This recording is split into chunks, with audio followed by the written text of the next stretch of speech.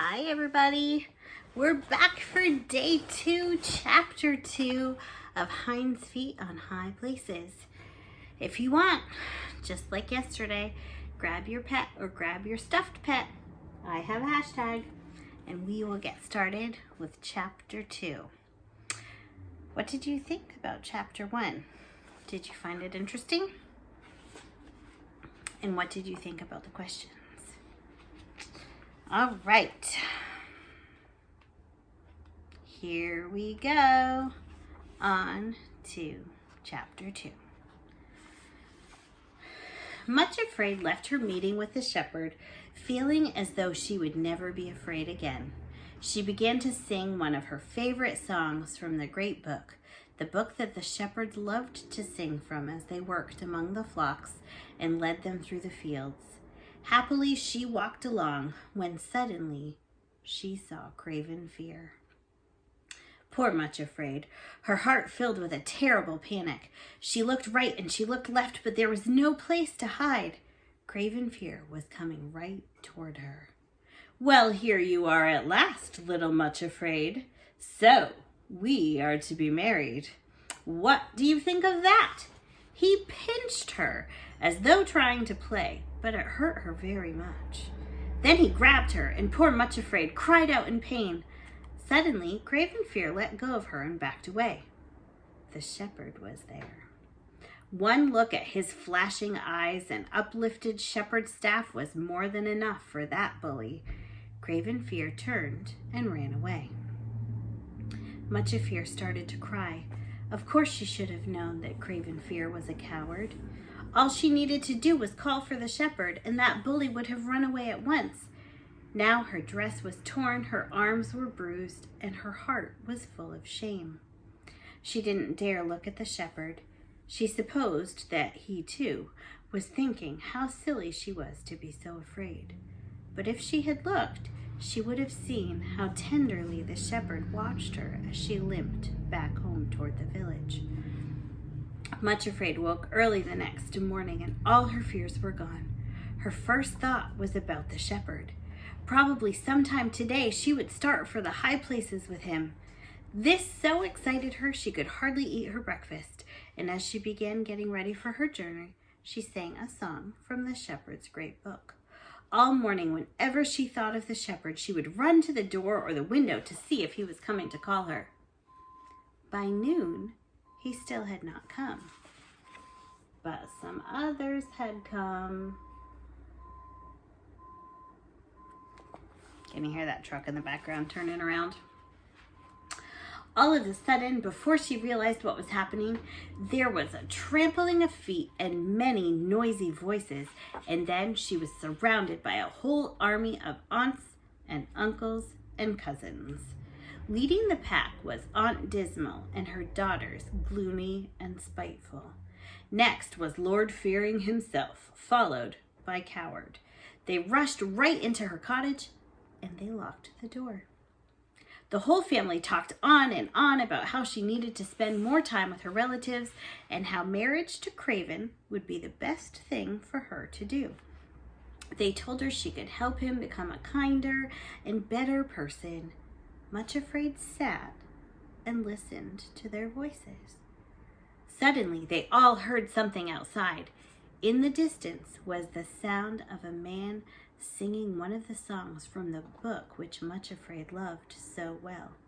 What book do you think that was? Then the singer himself came in view, slowly passing along the lane. It was the chief shepherd, already leading his flock to the watering place. As she listened to his song, Much Afraid realized that the shepherd was calling her to go with him. But here she was, locked in with her terrible fears and unable to respond to his call.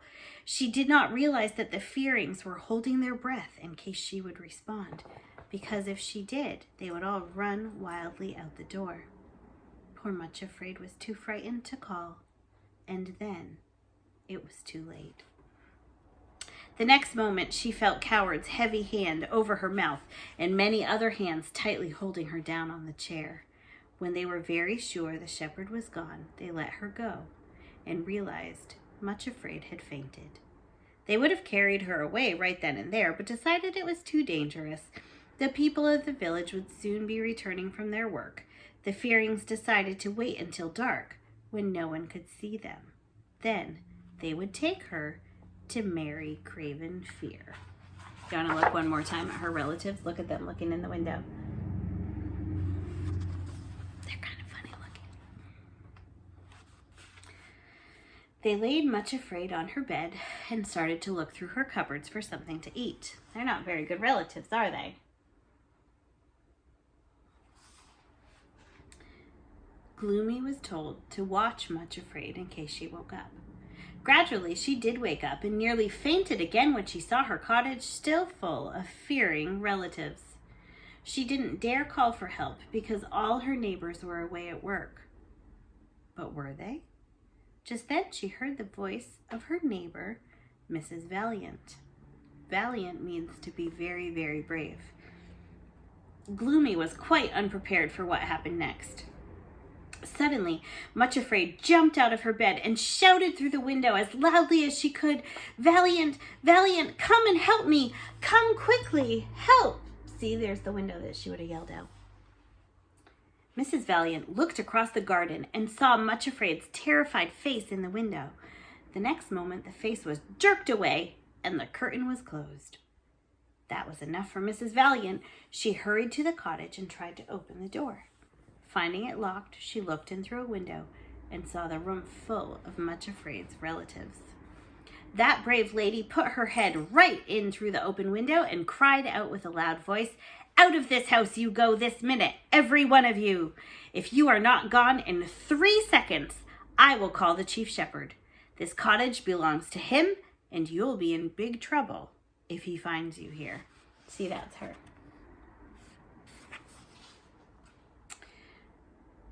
Immediately, the door was unlocked, and out poured the Fearings, tumbling over each other in their hurry to get away.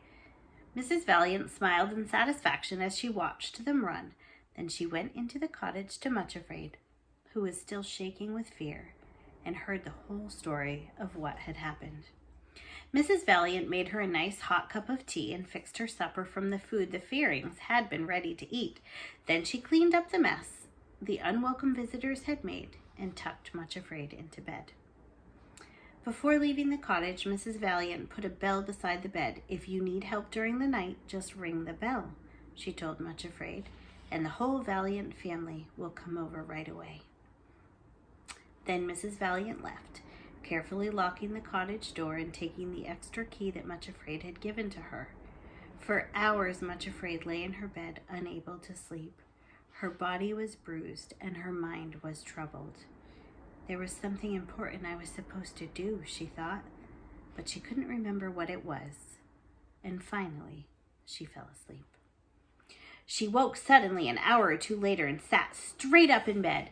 The place in her heart where the shepherd had planted the seed of love was throbbing with pain. Now she remembered what had bothered her before she had fallen asleep. The shepherd had called as he promised, but she hadn't gone to him. She hadn't even answered. What if he thought she had changed her mind and didn't want to go with him? What if he had already gone and left her behind? The shock of that thought was awful. Much Afraid had to see for herself at once if he had really gone away and left without her. She got out of bed, dressed as quickly as her shaking fingers would let her, and unlocked the cottage door. There she is looking out the cottage door. Opening the door, she went out into the darkness. 100 craven fears on the lonely streets of Much Trembling could not have stopped her at that moment as Much Afraid started off to look for the shepherd.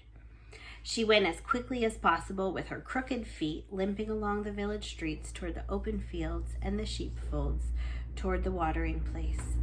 It was almost dawn. Would he be there? Just as the sky turned red above the mountains, she saw him. He was there, standing by the pool, looking toward her with the light of the sunrise shining on his face. As Much Afraid stumbled toward him, he stepped quickly to her side. She fell down at his feet, sobbing, "Oh, my shepherd, take me with you as you said. Don't leave me behind." "I knew you would come," he said gently, "but much afraid. Why were you not here at the pool as usual last evening? Didn't you hear me when I passed your cottage and called?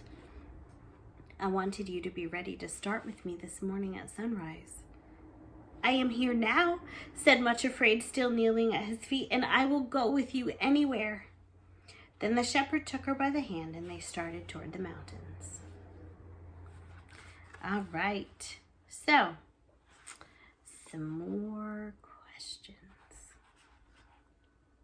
Why do you think Much Afraid's relatives were able to enter her house? And if we said that Much Afraid is us, who are our enemies? What are some of the things that make us afraid? Much Afraid had a special place where she met with the shepherd every day. We kind of think of that as maybe a secret place. Do you have a special time or a special place that you meet with Jesus? All right, guys, that's it for day number 2. I love you and I'll see you tomorrow.